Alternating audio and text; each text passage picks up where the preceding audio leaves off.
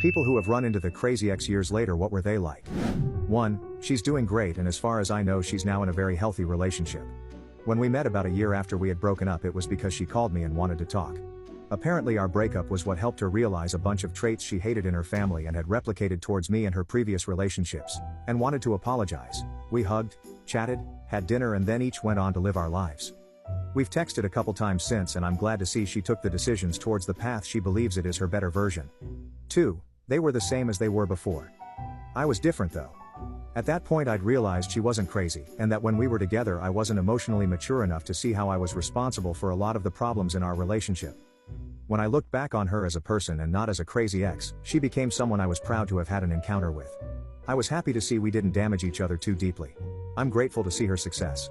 3. I briefly had a FWB relationship with a girl in college that kept a combat knife under her pillow. The thing looked like a freaking Rambo knife. Things eventually fizzled out with her and we stopped talking. My friends jokingly nicknamed her Stabby, and the name stuck. Everyone went on with their lives.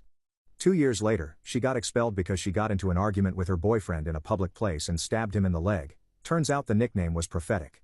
4. Mine called me on her wedding night crying because they brought her best friend in for a threesome and her new husband was banging the best friend currently. Never been so glad to be just a friend.